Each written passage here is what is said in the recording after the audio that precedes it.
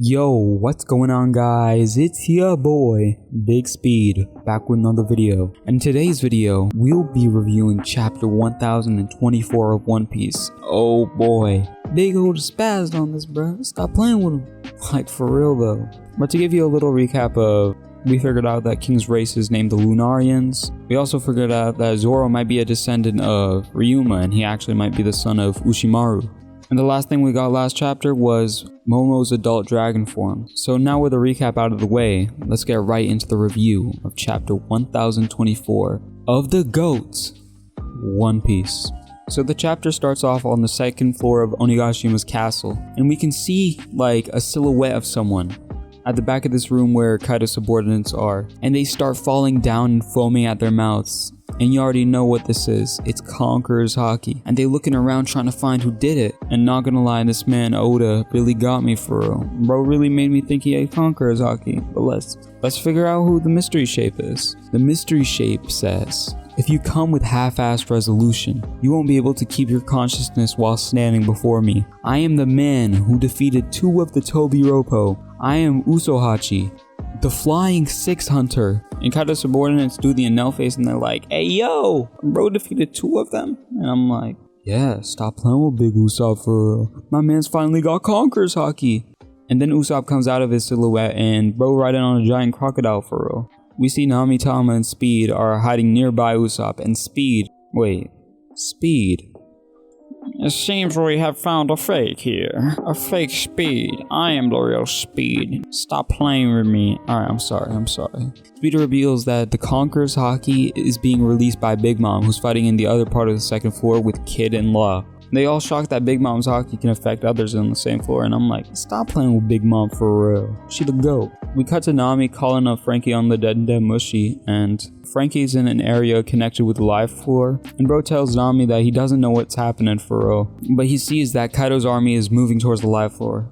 And so Frankie is fighting them alongside Law's crew to stop Kaido's army from going down to the live floor. Then we cut to the area where Black Maria and Robin fought, and it's completely on fire, destroyed, you already know. And we see that Brook is crossing a bridge with Robin in his arms. And they both find for her, but Robin's still unconscious, and she did have a tough fight with Black Maria, whose bounty was almost 500 million for her. Like, Robin really getting $1 billion after this. Like, trust me for real. Predicting it in the flesh. But I feel like something's gonna happen to Robin. She's unconscious. So maybe CP0 will go after her, because Oda points out that Robin's unconscious. Like, Nami's still conscious after her fight with Ulti. Jinbei's still conscious after his fight with Who's Who. Same with Frankie.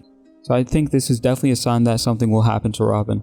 Brook calls Jinbei on the Den Mushi, who's still on the 4th floor of Onigashima's castle. And Jinbei is wondering why Kaido hasn't returned to the castle and who is stopping him. And that's obviously Yamato. And then we cut to Kawamatsu and the Yakuza leaders fighting against Kaido's subordinates. Kawamatsu trash for real, fighting against fodders. And then we cut to the rooftop, which we've all been waiting to see for like 3 weeks now. But anyways, Kaido and Yamato are still fighting. Yamato uses the attack Narikabaru arrow against her father, but Kaido blocks it with its kanabo, and bro jumps up and uses his attack Indestructible Arrow. So we see Yamato stop it, but the attack is too strong and she finally crashes into some rock. And then we see Yamato get up and she starts talking to Kaido and she says, "You always want to kill me." And Kaido says, "Yes, it's true. This is not just a family quarrel. If you want to call yourself Odin, then you must be ready to go to war with me." And low-key, this dialogue between Kaido and Yamato is really making me love Kaido. Like, the family aspect is so gas, and Oda's really doing a good job on it. He always does a good job on everything. Stop playing with him. And Yamato's like, what's wrong with admiring someone? And I'm like, Yamato, you're not admiring someone. You're a fan girl.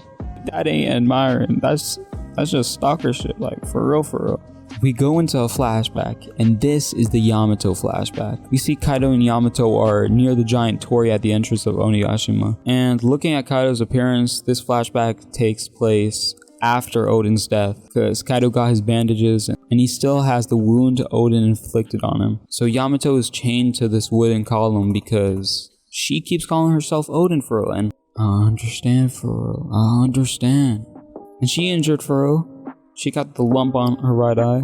And she also hungry for real. And I understand for real. I like how it mirrors the Zoro situation back in not Orange Town. Back in Romance Dawn. Because not only was Zoro hungry, but he was kind of on that same wooden column.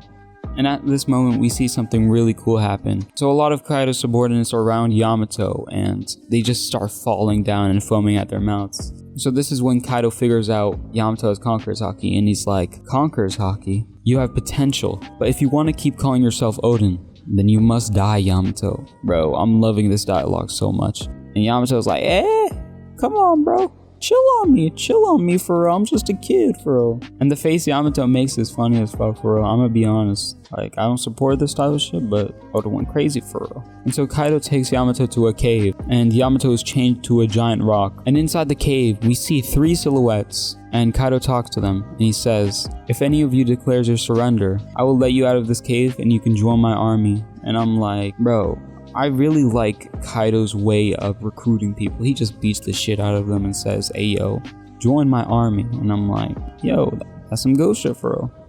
And bro, Kaido's petty for real. He leaves swords on the ground and he leaves food on the ground too. So the idea is that this way they'll kill each other in order to eat. And Yamato's like, hey yo, Kaido, please release me.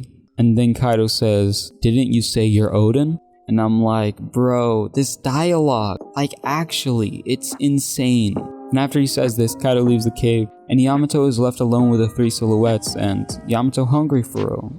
She hasn't eaten. And Yamato talks to herself, she's like, I'm Odin, but I'm also the son of Kaido who killed Odin. These samurai must hold a big grudge against my father, and they would probably want to kill me as revenge. And as she says that, one of the samurai stands up, and Yamato's like, nah, I'm dead. But the samurai goes up to Yamato and gives her the food. And the samurai says, eat. A samurai never becomes hungry. And I'm like, hey yo, this guy's a badass for real. Yamato starts crying, thanking him, and eats. And she can't stop crying, even though her mouth is full of food.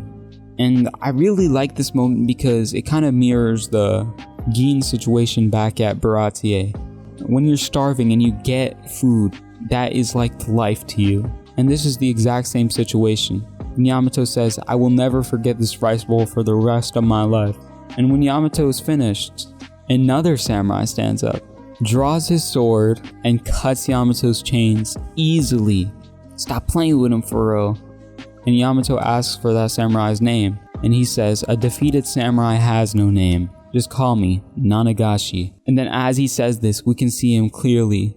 He looks like an older Zoro. And this is Shimotsuki Ushimaru, which probably is Zoro's father, I'm gonna be honest with you. And he's the daimyo of Ringo. And the samurai and Yamato chatted up, they talk about Odin, they're like, hey yo, we love Odin too. And so Yamato shows them Odin's journal, and they shocked for whatever they read in there, that shit's fucked up for. And Yamato says, I can't read what it says, could you teach me to read it? And for the next 10 days, they teach her how to read. And Yamato happy for real. She like, hey yo, I can read now for real. Stop playing with me. I can finally ace the test for real. Guess the alcohol test. Kaido makes me do it every single year. And after those 10 days, Yamato's almost dead because she ain't have no food for real. And one of the samurai says, if Kaido really wants you dead, then you won't be able to live long enough to see the battle that Odin-sama predicted that will take place within 20 years. Yamato says, if I can live until that day, I will fight for Wano Kuni. And Ushimaru says, then we'll help you to live to join that battle. 20 years is too long for us. We're too old. We can't make it until then. By the time 20 years pass, we'll be shriveled up. And I'm like, you'd still be fire in a fight, but that's you for real. You do you for real. Even though your opinion's wrong, I still respect you. And so Ushimaru takes off the top of his kimono and he draws his 2 swords. And on his back, he has a tattoo with 2 crossed swords. The same symbol that Koshiro, Zoro's sensei, uses in his dojo and on his clothes. This is the symbol of Shimotsuki village. And then the samurai destroy the giant rock that blocks the cave's entrance and go out to fight Kaido. And you know what happens after that. They packed up for real. Stop playing with Big Kaido for real. He packed him up. Stop playing. My fault. And then we go back to the present and Yamato's like, tell me, why have you taken away my freedom? Why have you taken away this country's freedom? Kaido's like, "You greenhorn, this world cannot be explained with simple questions and answers," and I'm like, facts. And Yamato and Kaido leap at each other, both using the Thunder Bagua, and both of them use what looks to be Conqueror's coating on their weapons because we see the collision has created an explosion with black lightning bolts. And in that clash, Yamato is equal to Kaido. That's the end of the chapter. No break next week. 10 out of 10. Hot take, I like this better than 10-10, I'm gonna be honest.